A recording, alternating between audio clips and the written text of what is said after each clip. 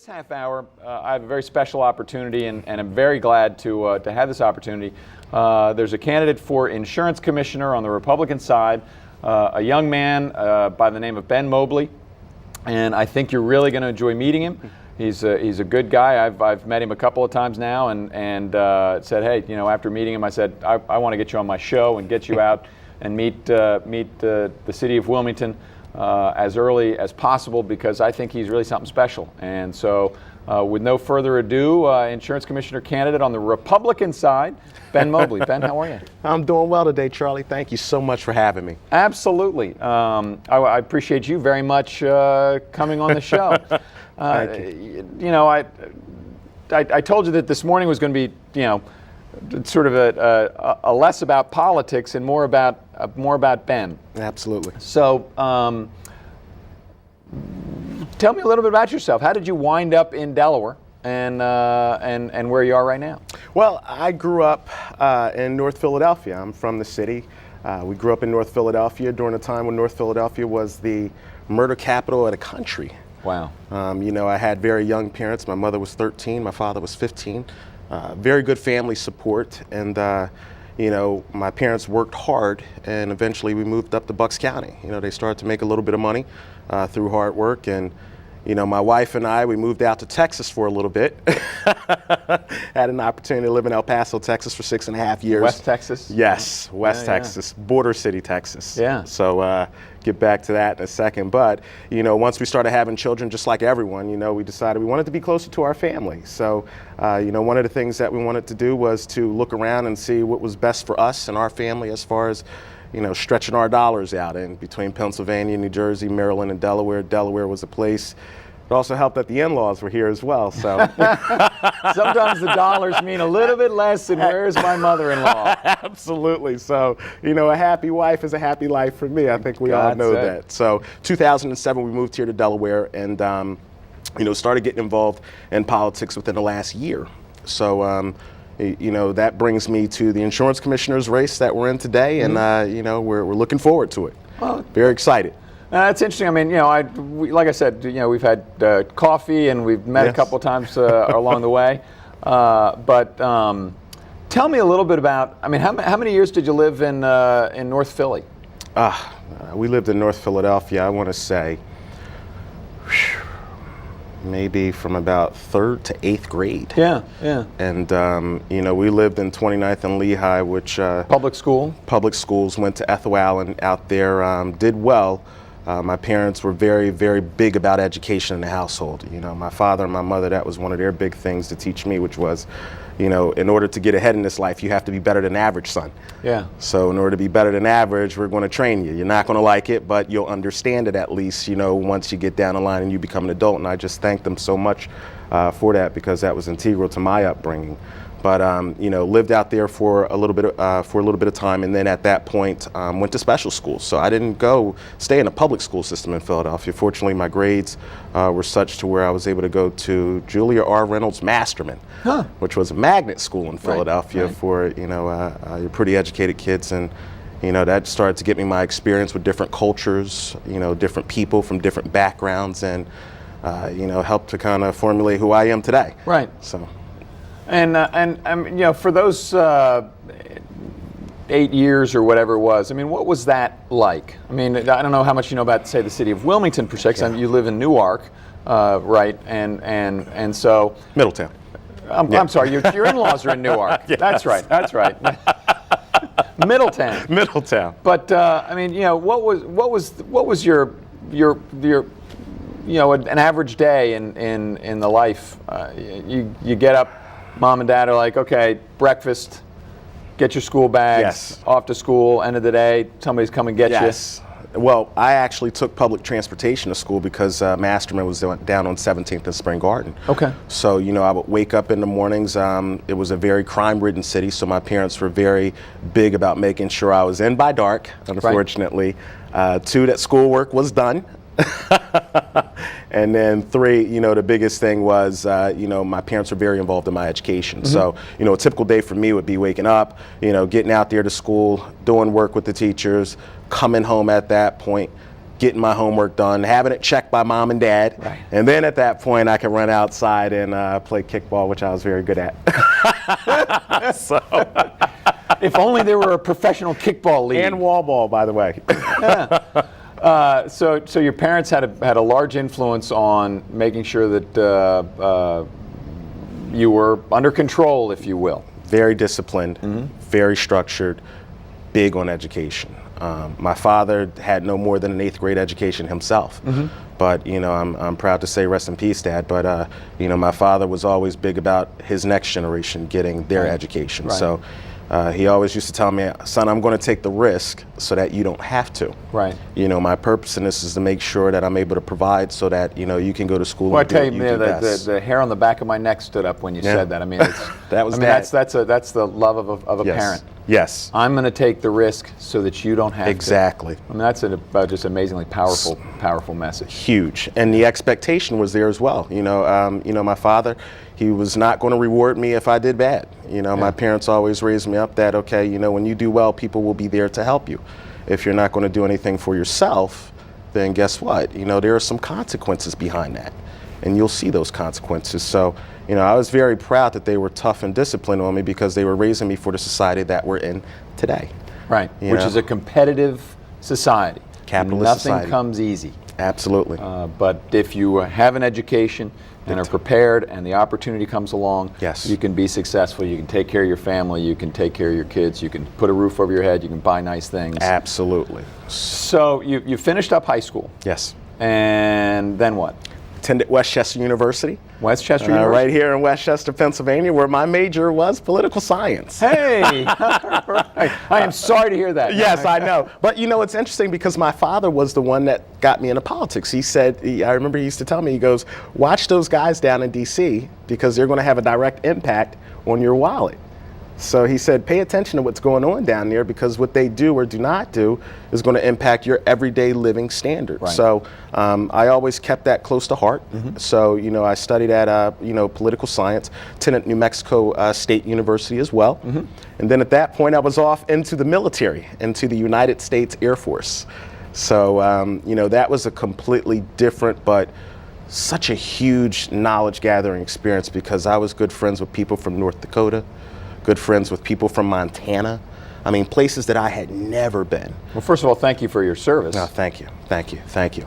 And so you're pretty much domestic then? I mean, Exactly. Stationed to North Dakota and a few No, other we were places. actually down at, you know, Wichita Falls, Texas. Yeah, at Shepherd Air Force Base. Now, my local station would have been Spangdahlem, Germany, so I was prepared to go overseas, but unfortunately, I got into a bad car accident out in Stephenville. You know, I wasn't the driver, but, you know, we hydroplaned in water.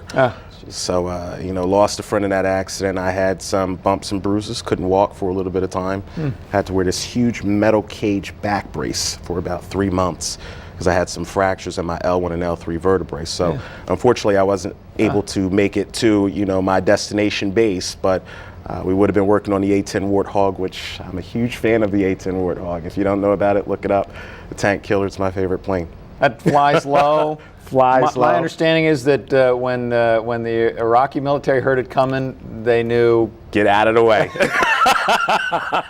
It is a tank killer, and it just reminds me of my personality and what, you know, I think the average American's personality. It takes a beating, okay, but it still keeps going after it, and it eventually accomplishes the mission. So, very, very proud of that. So you're in a car accident, a very bad car accident.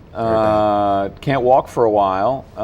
Go through rehab, physical therapy. Absolutely. Pull yourself back up. Yeah. And then what? Well, that same year, I lost a friend in that accident. You know, one of my good friends whose house we were going down, you know, he died in that car accident. So, you know, later on in the year, I got home in October, and towards the end of October, my father was killed. So, you know, 1997 was a very traumatic year for me, you know, and losing my dad. But, you know, I was thankful to the Lord that I had him for 21 years. And I'm thankful that I had his guidance and his wisdom in my life. So, you know, 97 was a very tough year for me. And it took me a little bit of time to kind of get over that emotionally, that, hey, you know, this protector of mine is no longer here. Right. But what kept ringing in my ear was my dad saying, you better get off of your rear end and get out there and make me proud. Right. I taught you some things, and I'm expecting you to go out to accomplish that, whether or not I'm here or not physically. So after that, went out there, started to get into the workforce at that point, joined with a huge investment firm in 2001. Have been working there for the last decade, helping people to manage finances and to be educated on, smart decision making when it comes to accomplishing financial goals. So started my career in El Paso, Texas, border city. At that point, believe it or not, I was a strong Democrat. I came from a Democratic family and everything. I understand. Trust me, I understand. Most of the people watching this show right now are strong Democrats. Yes. But I believe that most people fundamentally think that look at the person and not the party. Big. And I think that that's part of the reason why I have this show, to show that there are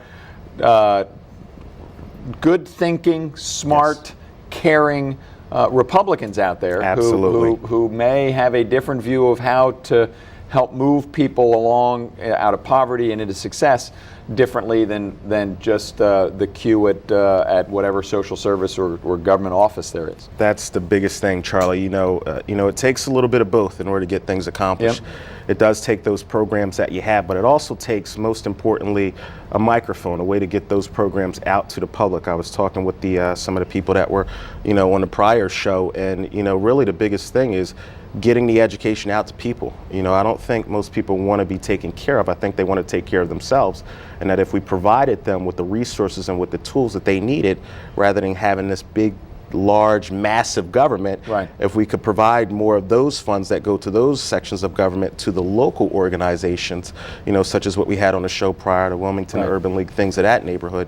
These are people that know their community best. No one in DC knows what's going on in downtown Wilmington. So if you can provide more power to those organizations through finances rather than putting it towards big government, I think you'll see things accomplished more within here in the city and et cetera, because we know our community best. What I've said on this show, almost every show, which is a lot of times, but is the best person to take care of me is me. Absolutely. But I need two things. Yes. I need an education. Absolutely. And I need job opportunity. There you go. Because if I'm educated but there are no jobs, it doesn't matter. If I don't have education and there are jobs, I'm not going to get a good one. Absolutely. And even if they raise minimum wage, what's minimum wage? Exactly. I mean, if they raised it to $8.25, exactly, that's $16,000 a year. Absolutely. Nobody can live off $16,000 a year. So unless you're going to raise minimum wage to $30,000 a year, and you do that, you're going to drive a whole bunch of jobs out of the market, so training jobs and everything else. So I mean, the whole minimum wage argument, frankly, is just a lot of political posturing. Because even if, like I said, it's at $7.50, I think, or $7.25 in Delaware, and they're talking about raising it to $8.25. Exactly. Well, you can't live off of $14,000 a year, and you can't live off of $16,000 a year. Exactly. So it really is just a nonsense discussion.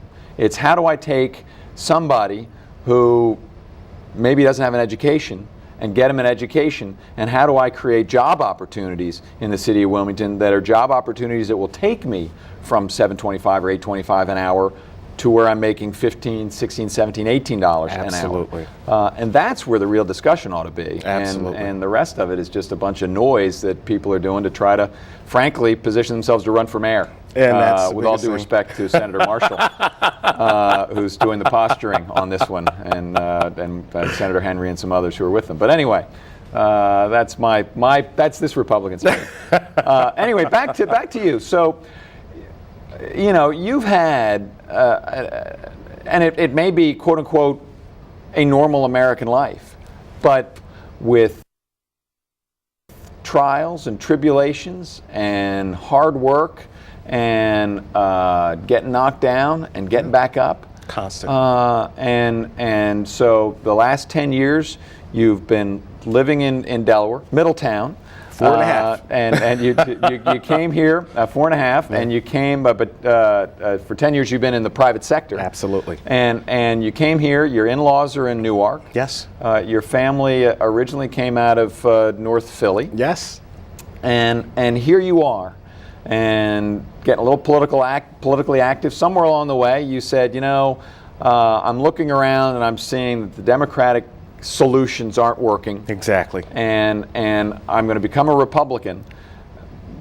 but it's because of a philosophy, not necessarily because of this Republican candidate or that Republican candidate. You said being prepared for yourself and taking care of yourself is a better way than letting somebody else take care of me, because then I'm always at that person's.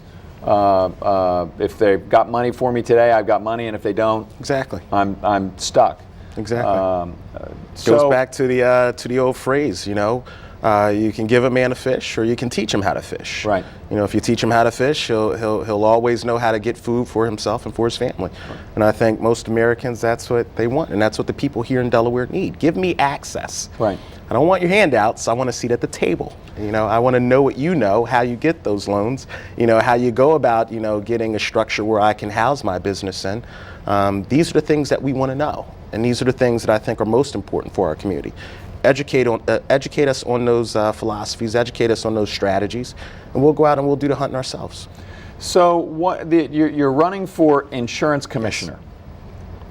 Why did you look around and say, hey, you know what, I think I want to get into the political fray. I know you're a political science major. Exactly. And that your father was very strong on, hey, you need to make sure that you're watching these folks, which I fully, and I don't care if it's a Republican or Democrat, you need to watch all of them. Absolutely. But why have you decided to throw your hat in the ring on the Insurance Commission? Well, I looked around and I said, okay, 3 things that I looked at that I was getting questions from my clients. You know, being in the business that I'm in, Charlie, I understand both sides. I understand that an insurance company needs to make a profit in order to pay back those people who have put the money forward for that business to even be in existence. 2, I also understand from the consumer standpoint, because I have to explain all of these laws, all of these changes to the average consumer, and it's very confusing. So really, it's 3 things that I looked at when I said, you know what, I'm going to run for insurance commissioner. The first thing was cost. Right now, you just have a high amount of cost. If I ask people to raise their hands and say, hey, you know, how many people feel like you're paying a boatload for insurance, virtually every hand goes up. Right. And I think that there are ways that we can do to reduce the cost of, you know, insurance for the average person, especially here in the city of Wilmington. 2 was comprehension. Most people said, Ben, I don't understand any of this. I'm in that category. I look at this stuff and I say, I don't understand any. So I say, okay, well, who benefits from that? Well, lawyers benefit from it, but the average consumer does not. Right. So the biggest thing for us is to make sure that the average consumer understands what they're signing up for, so that there's no confusion in the consequences, or when things happen, you know, like clockwork, hey, A, B, and C are going to happen for me and for my family if this house should burn down, if my health should get poor, if I get into a car accident. Let's spell it out for them. Let's make it simplified so that the average person can understand it. And finally, communication. Charlie, the most amazing thing is I'm sitting in a high school and I'm saying, how many people know that an insurance commissioner is here in Delaware, that you have an insurance commissioner? 1 hand went up. Right. This is a statewide office. You have a large microphone as the insurance commissioner. You're not restricted by the governor. You're not restricted by the Senate. You're not restricted by the representative. And I believe that healthcare costs is the new battle in the 21st century. We're going to be living a lot longer, and those services need to be available to everyone. So how do you make it so? So I think you need to have an advocate, someone who's going to come into the city of Wilmington, speak with the local leadership here in the community and say, hey, what's happening in your communities? What are the confusions that you have? And have a large enough microphone to get things done to say, look, folks, this is what we're all experiencing. This is what, you know, the people in Wilmington here are experiencing, and this is what the insurance companies are coming back to. Take that message back to them. You know, create an advocate where right now it doesn't appear as though anyone's doing anything. Right. We've only got a few minutes left in this segment. See, I told you it would go fast. You did say that. He was sitting around going, I'm really nervous. I've never been on TV. I'm like, relax. We're going to be good. You're a personable guy. You're a likable guy. You've got a great story. And we're going to have you on more as we go through the year, because I want people to meet you and hear more about what your plans are and what your thoughts are. Absolutely. And I'm sure there are others out there who will do the same thing, because I think you've got a great story to tell and some great vision as to where we're going. So again, this is Ben Mobley. Thank you. And he is running for insurance commissioner as a Republican here in the state of Delaware. And I know I've talked a lot, and I've said, look, I understand that the president and the vice president are going to win Delaware. Absolutely. They are going to win Delaware. Yes. And I understand that, and for lots of reasons, and I don't have a big problem with that. No. I mean, that's not where I'm going, but there are lots of local candidates. Absolutely. And when Councilman Mike Brown was still running for mayor, I think people watching this show know that I was very, very active supporter of his and remain a big supporter of his, because I don't think that you fix the problems of Wilmington just by moving the deck chairs around. Absolutely. And with all due respect to the guys who were at the public hearing the other day, I don't believe that they went and they made a lot of comments about crime, but crime is a symptom. And it's a symptom of a much larger problem, which is lousy education. Absolutely. And no job opportunities. And none of those guys had a solution on how we're going to improve education in the city of Wilmington and what we're going to do about job opportunities. As a matter of fact, most of them have been in office long enough that they are part and parcel with why our education system is bad and why our job opportunities are small. And so I'm looking for people outside the box. Absolutely. People with that are their own person, that are smart, that have fought a good fight, and I tell you, on a statewide basis, I don't know anybody that measures up to you right now, and I mean that honestly, from top to bottom on the ticket. So I want these guys to get to know who you are. Yeah, well, Charlie, thank you so much. And the biggest thing is just getting the message out that I want to be an advocate for you, that I want to have those conversations, those difficult conversations with our local communities and bring those conversations to the insurance industry.